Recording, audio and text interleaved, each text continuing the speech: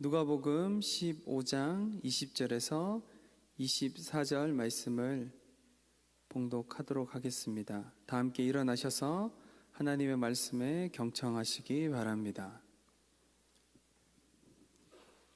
이에 일어나서 아버지께로 돌아가니라. 아직도 거리가 먼데 아버지가 그를 보고 측은히 여겨 달려가 목을 안고 입을 맞추니 아들이 이르되 아버지, 내가 하늘과 아버지께 죄를 지었사오니 지금으로부터는 아버지의 아들이라 일컬음을 감당하지 못하겠나이다 하나, 아버지는 종들에게 이르되 제일 좋은 옷을 내어다가 입히고 손에 가락지를 끼우고 발에 신을 신기라. 그리고 살찐 송아지를 끌어다가 잡으라. 우리가 먹고 즐기자. 이 내 아들은 죽었다가 다시 살아났으며 내가 잃었다가 다시 얻었노라 하니 그들이 즐거워하더라. 아멘.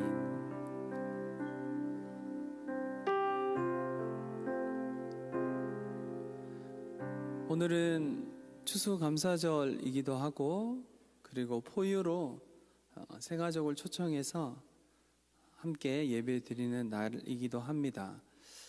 제가 고민을 많이 했습니다. 우리 포유로 초청해 오신 대상자분들을 일으켜 세워서 축복하고 싶은 마음이 있었지만, 그러면 너무 부담스러워 하실 것 같아서 예배에 오신 것만 해도 되게 기적적인 일인데 일으켜 세우는 것까지는 하지 않아야 되겠다라는 마음이 있어서 그렇게 했습니다. 오늘은 그래서 말씀을 전하기 전에 먼저 우리 청년들 중에 한 명이 나와서 자신의 삶에 행하신 하나님의 일들을 간증하는 시간을 갖도록 하겠습니다. 우리 엄중상 형제 나올 때 격려의 박수로 환영하도록 하겠습니다.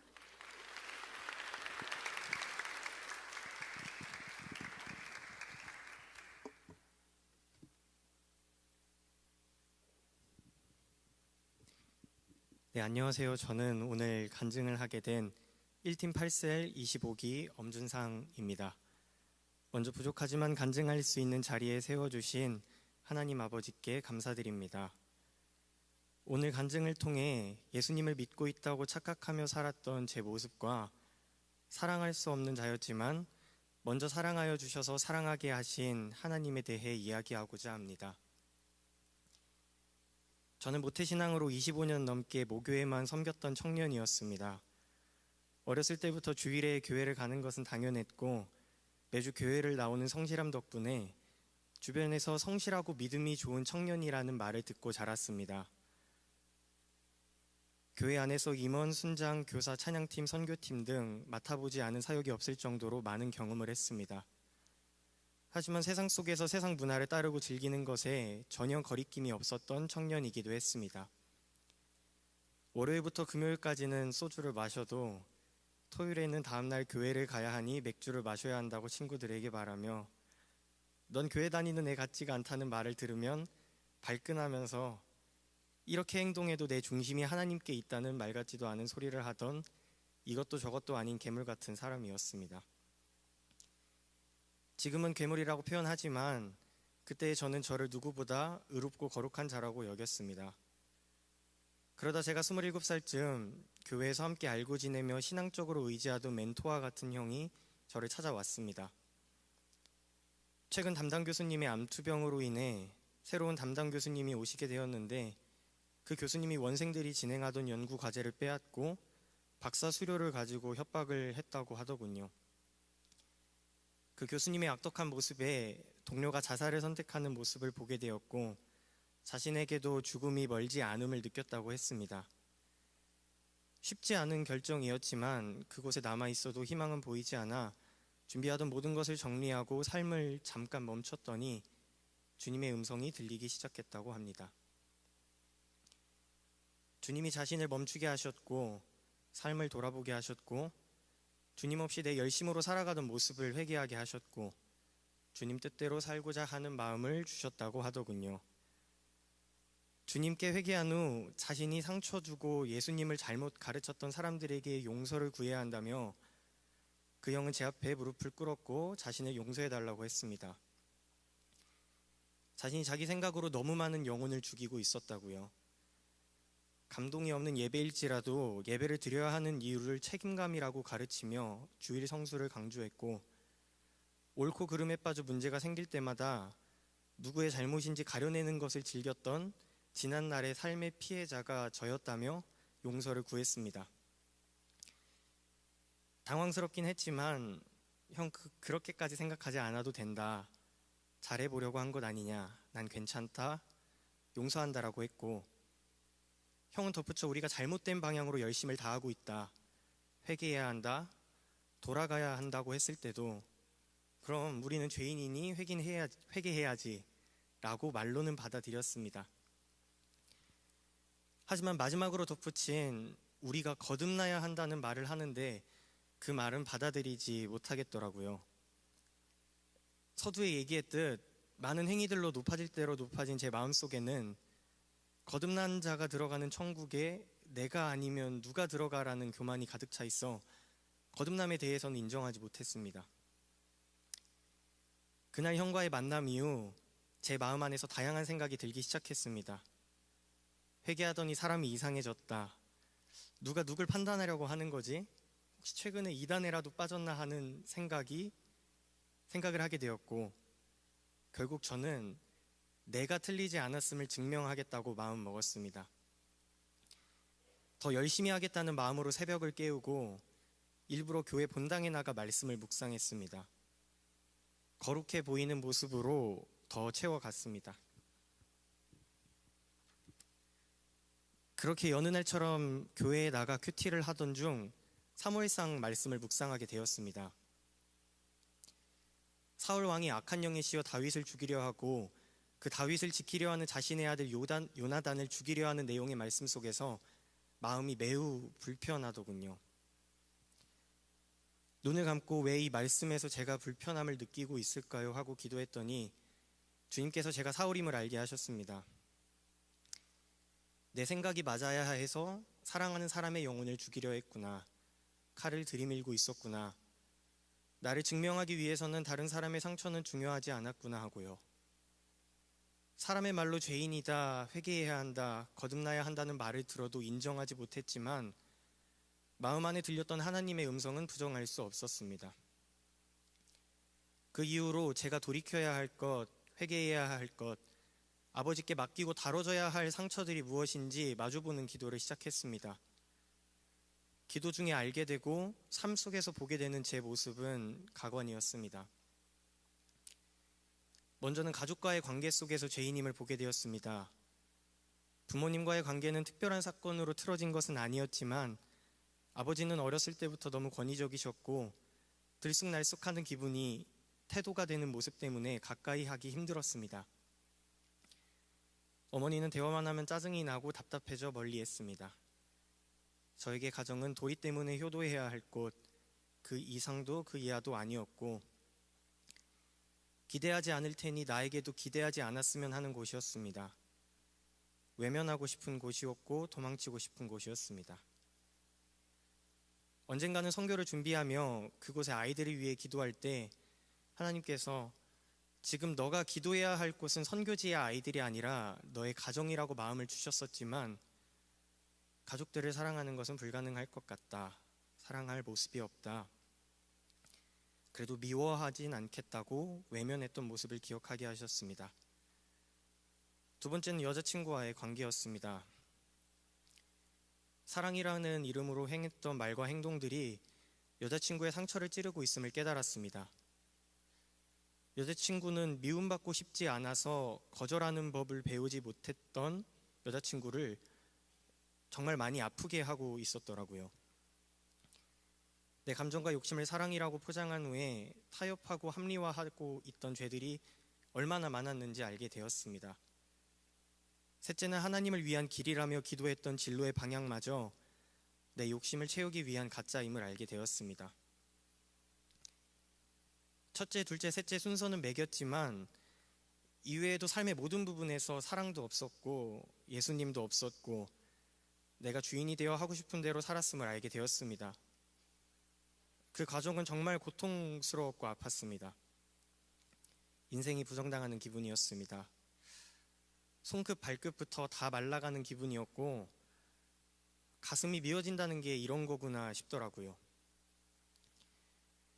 하지만 깨우쳐 주신 부분을 겸허히 받아들이고 회개했다면 참 좋았겠지만 제 영혼은 너무 높아져 있었나 봅니다.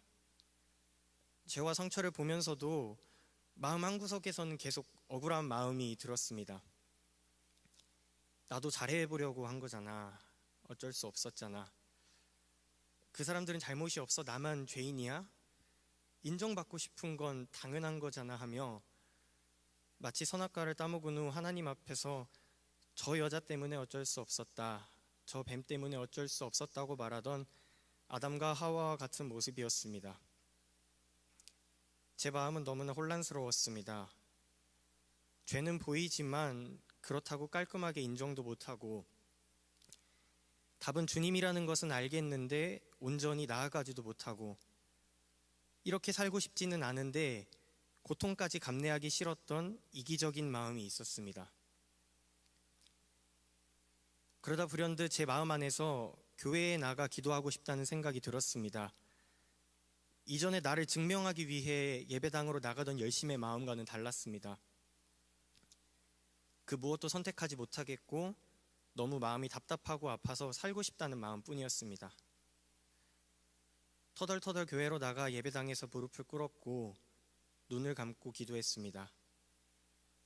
눈을 감자마자 하나님의 음성이 들리기 시작했습니다. 사랑하는 아들아, 나도 널 아프게 하는 것을 원하지 않는다. 아들아, 나를 선택하는 것이 쉽지 않다는 것 안다. 그치만 그럼에도 그런 너를 위해 십자가에 달린 내 아들 예수를 믿어주면 안 되겠니? 하고요. 그리고 마치 눈에 보이듯 예수님이 십자가에 못 박히신 채로 피 흘리고 계신 모습이 떠올랐습니다. 그 십자가 앞에 전 서 있었고 예수님은 말씀하셨습니다. 사랑하는 아들아, 나를 선택해주면 안 되겠니? 나를 믿어주면 안 되겠니? 하나님의 음성과 십자가에 달리셔서 말씀하시는 예수님의 말씀 때문에 가슴이 터질 것 같고 정말 미칠 것 같았는데, 그 이유는 모든 말씀이 권유였기 때문입니다. 이 정도 했으면 좀 믿어라. 내 꼴을 봐라. 누구 때문에 내가 아들을 못 박았는데, 누구 때문에 내가 여기 못 박혀 있는데 하며 화내실만 했지만, 제 상식에서는 그게 너무 당연한데 주님은 죽기 직전의 모습으로 나를 믿어주면 안 되겠냐고 물으셨습니다. 그래서 고백했습니다. 네, 주님 믿겠습니다. 제가 죄인입니다. 그래서 주님을 믿습니다. 나의 어떠함엔 소망이 없어 주님을 믿겠습니다. 이런 나를 살릴 분은 주님밖에 없습니다. 사랑이라는 이름으로 상처 주고 누구보다 사랑해야 할 사람을 사랑하지도 못한 채 외면하고 살고 싶지 않습니다. 내 의가 하늘 끝까지 높아져서 내 잘난 맛에 살고 판단질하고 정죄하면서 살고 싶지 않습니다. 그런데 주님, 내 안에 사랑이 없어서 사랑이 안 됩니다. 품질 못하겠습니다. 억울한 마음만 계속 듭니다. 그러니 주님, 제 안에 사랑 좀 부어주세요. 사랑하게 해주세요라고요. 그날의 기도를 마치고 삶으로 돌아가 내 열심으로 의로워지기 위한 여정을 정리했습니다. 날 구원하실 이가 주님이라는 것을 인정하고 주님 안에서 다뤄지며 사랑을 배워갔습니다. 그렇게 지금까지 걸어온 결과 너무 감사하게도 이젠 매주 가정 예배를 드리고 예배가 마치면 사랑합니다, 사랑하겠습니다 하며 가족들을 안아줄 수 있게 되었습니다. 여자친구와의 관계 속에서도 하나님이 기뻐하시지 않을 모습을 끊고 오래 참고 섬기는 사랑을 하기 위해 노력하고 있습니다. 물론 아직도 여전히 부족하고 연약합니다. 다뤄져야 할 부분이 많이 남아 있습니다. 그러나 이 길을 포기하지 않으려 합니다. 내 의로 높아지려는 길 말고 주님께서 높이시는 길 가려 합니다. 나는 사랑할 수 없지만 사랑할 수 있도록 사랑을 부어주시고 그 받은 사랑 흘려보내는 길을 계속 가려 합니다. 나는 약하지만 그렇게 주님을 자랑하려 합니다. 주님이 이것을 행하셨다고 자랑하고 싶습니다. 오늘 이 자리에 계신 여러분에게도 동일하게 주님이 구원자 되시고 아버지 되심을 믿습니다. 예수님은 언제나 우리를 기다리고 계십니다. 그분은 여러분의 아픔과 상처를 아시고 치유하실 준비가 되어 계십니다. 주님은 헤어나올 수 없을 것 같은 어떤 것 가운데서도 건져내실 수 있는 분이십니다. 저를 만나주신 예수님이 오늘 예배에 참석한 모든 분들을 만나주실 거라 믿습니다. 부족한 간증 끝까지 들어주셔서 감사합니다.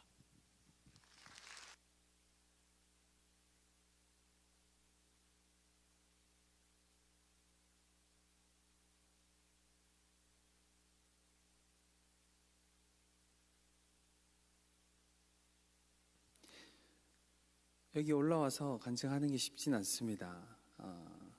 간증을 보통 저기 밑에서 했잖아요. 우리는 특별한 날이어서 위에서 했습니다. 간증을 들으면서 오늘 포유에 초청받아온 사람도 우리 청년들도 도전받기 바랍니다. 성경은 이렇게 시작합니다. 태초에 하나님이 천지를 창조하시니라. 하나님께는 시간이란 개념이 없습니다. 하나님은 영원을 사시는 분이시기 때문입니다.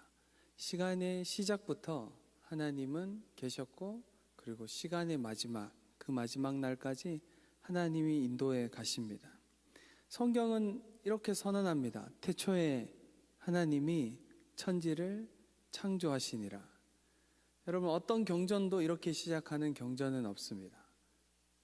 하나님이란 존재는 그냥 생각하기에 하나님이 계실까 안 계실까 그렇게 고민할 정도의 무게의 존재가 아닌 것이죠. 아마 간증도 그렇고 저도 그렇고 모태신앙이어서 처음 예수님을 알아가는 사람들의 마음이 아주 깊은 곳까지 이야기는 그렇게 쉬운 일은 아닙니다. 그런데 저도 10대에서 한 20대로 접어들면서 한 번쯤 생각해 본 적이 있습니다. 하나님이 정말 존재하시는가? 하나님이 정말 계시는가? 신이라는 존재가 정말 있는가? 사람들은 인생의 많은 걸음이 우연히 겹쳐서 그냥 우연히 이루어지는 거다라고 이야기합니다. 우연히 그냥 그렇게 사람이 살다가 그냥 좋은 사람을 만나고 그렇게 아이를 놓고 때가 되면 돌아가는 게 인생이다 라고 생각합니다. 제가 계속 질문을 해봤습니다. 그때 20대에 한 번쯤 모태신앙으로 고민해보고 생각해보고 의심해봐야 된다고 저는 생각합니다. 그때 저는 꽤 심각했습니다. 그리고 정말 하나님이 계시지 않는다라고 생각하고 그러면 내가 어떤 질문을 할 수 있을까? 그런 질문을 하면서 공부도 해봤습니다. 특히 과학을 공부하면 할수록 과학이라는 걸 알아가면 알아갈수록 희한하게 하나님이 없다라는 상황에서 과학을 이해하는 것, 그리고 하나님이 계시다라는 상황에서 과학과 이 세상을 이해하는 것, 어느 것이 더 합리적인가? 아무리 생각해도, 아무리 그냥 우연이라고 생각해도 하나님이 계시지 않고 이건 그냥 우연히 이루어져서 이 땅은 존재하고 지구가 공전과 자전을 하는데 이것은 그냥 태양계 안에서 공전과 자전이 이루어지고 그 수많은 별들이 모여서 은하를 이루고, 여러분, 은하가 수없이 많은 은하들이 모여서 우주를 이룹니다. 과학의 이야기를 좀 더 하면 우리 무거워지잖아요. 너무 어려워지잖아. 공간의 이야기와 차원의 이야기를 해야 되기 때문에 과학자들은 그렇게 얘기하더라고요. 은하는 우주를 구성하는 벽돌 같은 거다라고 이야기하더라고요. 근데 그 말이 너무 큰 거예요. 우린 지구에 사는데 지구라는 공간 중에도 이 작은 짧은 시대를 사는 인간이 그렇게 크고 길고 넓은 우주를 다 이해할 수 있을까? 그리고 제가 20대에 궁금했던 건 또 한 가지 있었어요. 지구에 사는데 왜 이 수없이 많은 별들 중에 하나가 부딪혀가지고 지구가 멸망할 가능성이 엄청 높을 것 같은데, 내가 생각할 때는. 그런데 그런 일이 일어나지 않을까? 막 이런 질문들이 20대 초반에 그럼 왜 이럴까? 막 이런 질문들을 막 했어요. 근데 공부하면 할수록 우주라는 건 되게 수학적인 것으로 돌아간다라는 거 제가 알기 시작했어요. 땅의 경계와 바다의 경계를 짓는 것. 지구가 자전과 공전을 하고 계절이 변하고 자연을 바라보기만 해도, 우주를 볼 필요 없이 자연만 보더라도 자세히 살펴보면 그 안에 신이 없다라고 생각하는 것보다 신이라는 존재가 있어서 이것이 구성되고 유지되는 게 아닌가라는 생각을 하는 게 훨씬 더 합리적이다라는 생각이 들었습니다. 20대에 저는. 아무리 질문해봐도 이걸 다 우연이라고 하기에는 너무 좀 말이 안 된다. 너무 말이 되지 않는다라는 걸 제가 알기 시작했어요. 그렇게 시간을 보냈습니다. 그리고 하나님을 인정할 수밖에 없었습니다. 오늘 설교를 길게 할 수 없으니, 그렇죠? 오늘 설교를 길게 하면 여러분들이 너무 마음이 어려워할 거니까 오늘 짜지 않았는데 특송이 오늘 말씀 본문과 본문을 기반한 특송이었습니다. 짜지 않았으면 제가 그런 특송을 준비해 달라고 하지 않았는데 특송이 그런 특송이었고, 오늘 말씀을 준비하면서 제 안에 계속 온 부담은 오늘 초청되어서 온 새 가족들 그리고 우리 청년들 중에 처음 하나님을 만나는 사람과 함께 하나님이란 존재에 대해서 알고 있지만 그렇게 나와 상관이 없는 사람에 대한 부담이 계속 왔습니다. 그래서 본문을 이렇게 정했고, 설교의 제목도 집으로라고 정했습니다. 여러분, 신이라는 존재를, 하나님이라는 존재를 인정하기 시작하면, 그러면 나의 존재가 어디서부터 시작했는지에 대한 그런 것을 알기 시작합니다. 하나님이 시간의 시작부터 나를 계획하셨다면, 그리고 지금 이 시간에, 지금 이 순간에, 지금 이 나이에, 여기에 오늘 앉아 있다면 이것이 우연이 아니라 하나님께서 이걸 의도하시고 내 삶을 계획하시고 여기에 앉게 하셨다면, 그런 분이 하나님이라면, 우주 온 만물을 다스리시고 우주가 돌아가게 다스리시는 그분이 하나님이시라면, 그렇다면 우리가 그분을 인정한다면 내가 어떤 존재인지 좀 더 알기 시작합니다. 여러분은 우연히 생겨난 존재가 아닙니다. 우연히 이곳에 있지 않습니다. 하나님이란 분은 너무 크지만 놀랍게도 우리처럼 작고 작은 존재에게 세심하게 관심이 있으신 분이십니다. 우리가 태어나는 그 순간부터 지금까지 그 한 어떤 순간에도 하나님은 여러분에게서 눈을 떼신 적이 없습니다. 여러분 바라보면서 여러분 지켜보고 있었고, 여러분을 초청하셨고, 계속 여러분을 부르고 있었습니다. 오늘 여러분이 주님 앞에 나온 겁니다. 교회에 나온다는 건 놀라운 일입니다. 여러분, 교회에 나와서 예배에 참석한다는 건 더 놀라운 일입니다. 교회에 와서 마당만 밟고 갈 수 있잖아요. 예배에 나와서 예배를 드린다라는 건 놀라운 일입니다. 더 놀라운 건 우리가 예배를 드리는 대상이 하나님이시다라는 겁니다. 사랑하는 여러분, 여러분이 어떤 신앙을 가졌든지 어떤 가치관을 가졌든지 하나님이란 분을 인정하면, 그분이 내 삶을 시작하셨고 지금까지 인도해 오셨다라는 걸 인정하면, 그러면 그 하나님을 내 삶의 주인으로 인정하셔야 합니다. 우리는 돌아가야 되는 본향이 있는 사람들입니다. 여러분, 사람들에게 고향이 어디입니까? 제가 신방을 하면 우리 청년들에게 본가가 어디니? 이렇게 물어요. 본가가 어디니? 제가 왜 물을까요? 왜 그냥 아무 쓸데없이 물을까요? 그냥 경상도 사람인지 아닌지 구분하기 위해서 물을까요? 제가 경상도 사람이기 때문에. 전 고향이 구룡포입니다. 경상도에 있는. 바다를 보면서 자랐어요.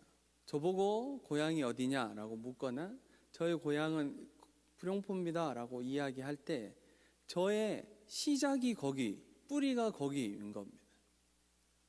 그리고 그곳에 가면 늘 마음이 편하고 그곳에 가면 제가 안정을 찾는 곳이 본가입니다. 시간이 좀 지나서 지금은 결혼하고 아이가 자라고 우리 집이라고 이야기하는 것은 지금은 천안입니다. 지금 시대는 부모님이 계신 곳이 우리 집이기 때문이죠. 우리 아이들에게서 그런 면에서는 약간 미안한 마음이 있습니다. 우리 아이들에겐 고향이 없습니다. 아버지가 자꾸 도시를 옮겨 다녔거든요. 어렸을 때부터. 대구에도 있다가 포항에도 있다가 경산에 있다가 서울에 있다가 천안에 왔기 때문에 넌 어디 사람이니? 이렇게 물으면 아이들이 정체성에 좀 혼란이 옵니다. 자꾸 서울 사람이래요. 서울 엄청 짧게 살았는데 자꾸 서울 사람이라고 하더라고요. 경상도 말하면서. 여러분, 집이라는 건, 부모님이 계신 집이라는 건 우리가 돌아가야 될 곳, 우리 뿌리가 있는 곳, 우리 존재의 시작이라고 이야기할 수 있습니다. 예수님을 믿는 사람, 하나님으로부터 내 삶이 시작됐다라고 인정하는 사람, 그 모든 사람들은 하나의 고향이 또 있습니다. 그것이 하늘나라입니다. 하나님의 나라입니다. 우리의 본향이라고 부르는 곳입니다. 하나님을 아버지라고 우리가 표현합니다. 아버지라는 표현이 어떤 청년들에게는 어쩜 상처로 거부감이 있을 수도 있습니다. 그리고 부모님이라는 개념이 생각만 해도 어려운 청년들이 있을 수도 있습니다. 그렇지만 여기에서는 하나님이 우리의 시작이시다, 우리의 부모님이시고 우리의 뿌리이시다라는 의미에서 아버지라는 표현을 쓰겠습니다. 하나님은 아버지이십니다. 우리의 시작입니다. 우리가 돌아가야 될 곳입니다. 우리는 지금 이 땅에 나그네로 와 있습니다. 어느 날 그분께로 돌아갈 것입니다. 그것을 우리는 바라고 기다리고 있는 것이죠. 여러분, 우리는 집으로 가야 됩니다. 집으로 돌아가야 됩니다. 더 정확히 이야기하면 아버지가 계신 곳으로 돌아가야 합니다. 오늘 혹시 하나님 아버지께로 나는 돌아가야 된다라고 생각되어지는 분들은 오늘 이 말씀을 통해 다시 한번 하나님 아버지께로 돌아가시기 바랍니다. 그분은 준비가 되어 계십니다. 오늘 말씀에서 이야기하는 것처럼 둘째 아들이 자기의 소유를 다 쓰고 먹을 것이 없어서, 갈 곳이 없어서 나는 이제 종으로 살아야 되겠다 결정하고 아버지의 집으로 돌아갔으면, 보통 우리 부모님이면 어떻게 하겠어요? 생각하고 싶지 않으세요?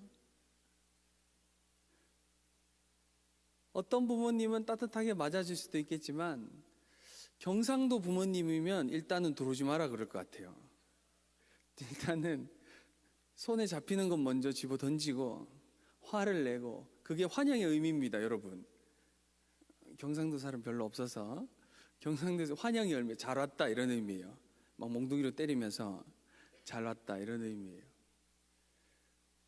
어떤 반응을 하든지 간에 사람은 그렇게 할 수 있지만 하나님은 우리를 언제나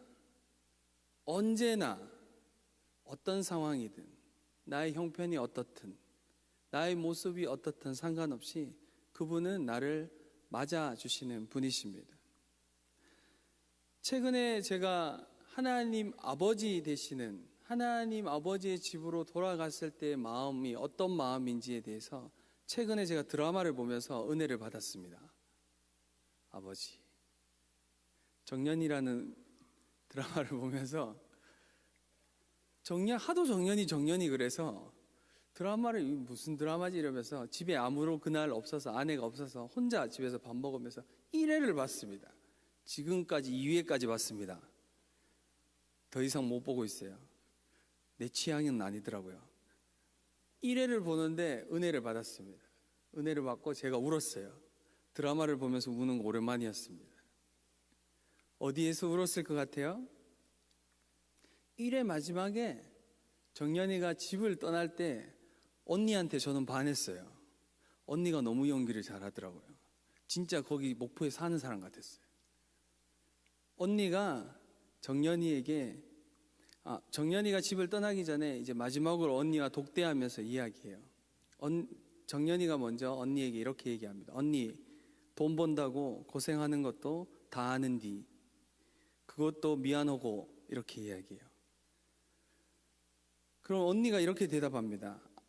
암시롱 안 탄게 이렇게 얘기해요. 노력하고 있는 거예요.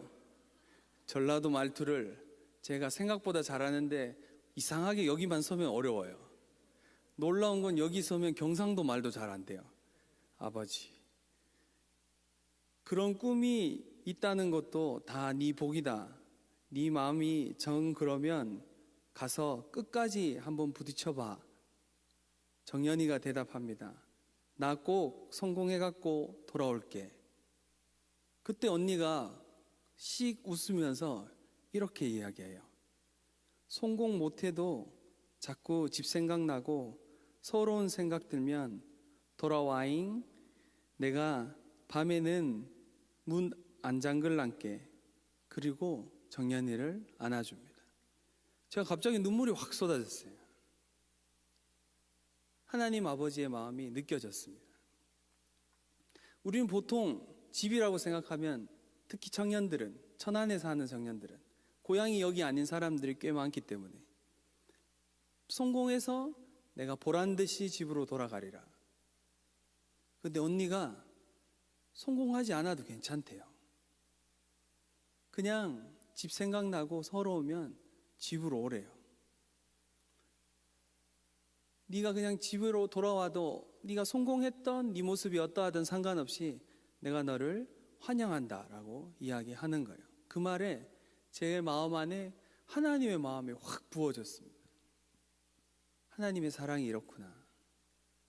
하나님이 나의 어떠한가 상관없이 그냥 내게로 돌아와라 초청하시는구나. 늘 그분은 그런 분이구나라는 게 확 느껴졌습니다. 그리고 자꾸 형이 생각났어요.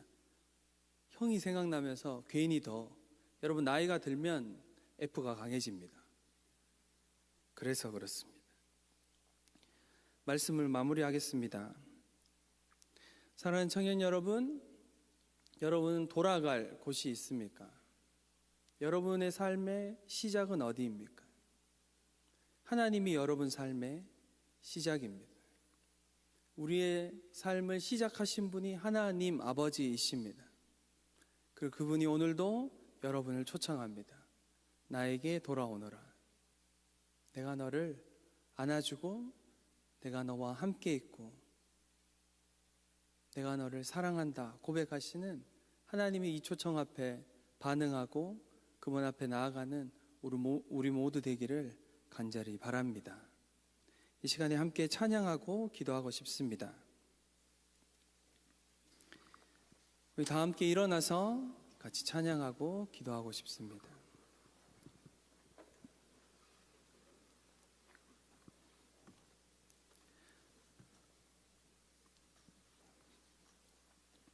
말씀 적용 찬양을 말씀 후에 찬양을 하고 싶은데 찬양이 되게 부담스러운 찬양이 자꾸 생각났어요. 주만 의지해라는 찬양이 생각났습니다. 새가족 초청주일에 부를 찬양은 아니에요. 새가족 초청주일에 뭐 이렇게 무거운 찬양을. 그런데 자꾸 주님이 나에게로 돌아와라 하고 말씀하시는 하나님 아버지의 마음으로 여러분에게 권합니다. 가사를 한번 제가 읽어 드리도록 하겠습니다. 의지했던 모든 것 변해가고 억울한 마음은 커져가니 부끄러움 없이 살고 싶은 마음 주님 아시네. 이 정도면 자막이 센스 있게 같이 나와줘야 됩니다. 모든 일을 선으로 이겨내고 죄의 유혹을 따르지 않네. 나를 구원하신 영원한 그 사랑, 크신 그 은혜 날 붙드시네. 주어진 내 삶이 작게만 보여도 선하신 주 나를 이끄심 보내. 중심을 보시는 주님만 따르네. 날 택하신 주만 의지해. 보이는 상황에 무너질지라도 예수 능력이 나를 붙드네. 보이지 않아도 주님만 따르네. 내 평생 주님을 노래하리라. 하나님 아버지께서 여러분 모두에게 말씀하십니다. 여러분 삶에 주어진 상황에서 나의 삶이 아무리 작게 보여도 하나님이 여러분과 함께 하심을 기억하시기 바랍니다. 주님이 여러분을 택하시고 여러분을 시작하셨습니다. 그분을 의지하시기 바랍니다. 보이는 상황에 무너질 때도 다른 것 의지하지 않고 내 옆에 계신 예수님을 붙들고 예수님이 나를 붙드는 삶으로, 보이지 않아도 그분만 따라가는 삶으로 나가는 여러분 되기를 바랍니다. 이 고백으로 우리 찬양 주님께 올려드리고 함께 기도하고 싶습니다. 같이 찬양하십시다. 의지했던 모든 건 변해가고 억울한 마음은 커져가네. 부끄러움 없이 살고 싶은 마음 주님 아시네.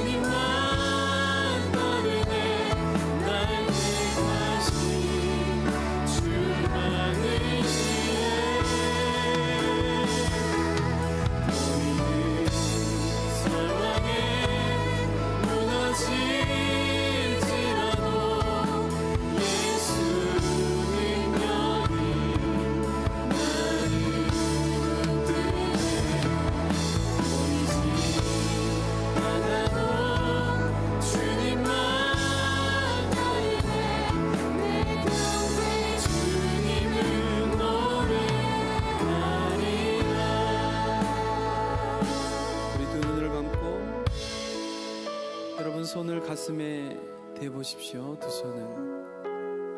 그리고 우리가 후렴을 한 번 더 고백하고 기도하고 싶은데 하나님이 여러분을 안아주십니다.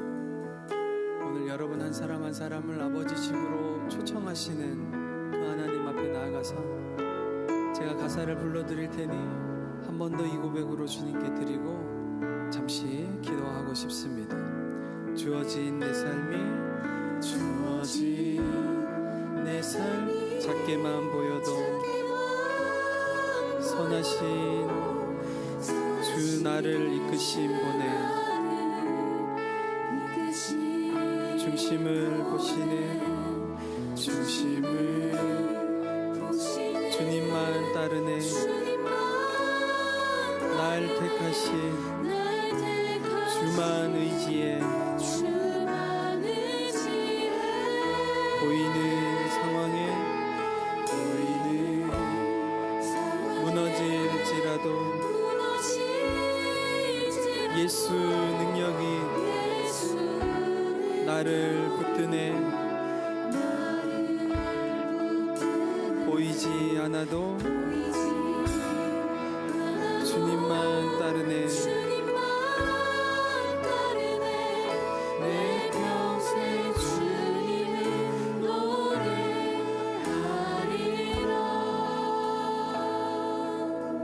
잠시 두 눈을 감고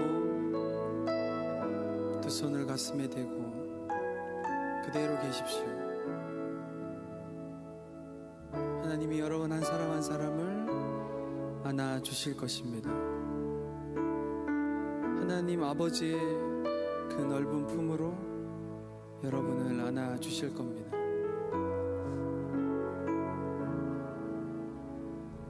하나님의 안아주심이 여러분 중에 누군가에게 꼭 필요했다고 주님 말씀하십니다. 누가 안아줬으면 좋겠는데 누가 나 좀 붙잡아 줬으면 좋겠는데 사람은 아무도 나를 붙잡아 주지 않고 소망은 다 끊어져 버린 것 같은 누군가 관계하는 것이 무섭고 내 마음을 누군가에게 이야기하는 것조차 두려운 그 사람에게 주님 오늘 당신을 안으시며 하나님이 말씀하십니다. 사랑하는 아들아, 사랑하는 딸아, 내가 너를 사랑한다. 내가 너를 지었고 내가 너의 마음을 다 알고 있다.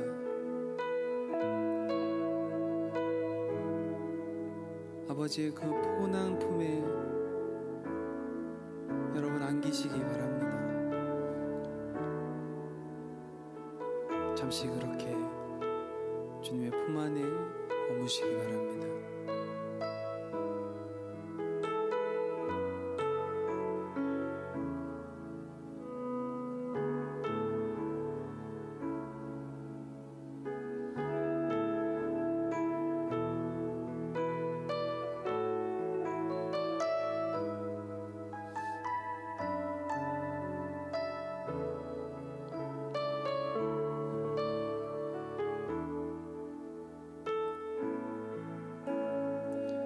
사랑하는 주님, 우리 모두가 주님 품 안에 있음을 고백합니다. 교회에 나온 지 얼마나 되었던 상관없이 우리 모두가 하나님 아버지의 품 안에 있음을 고백합니다.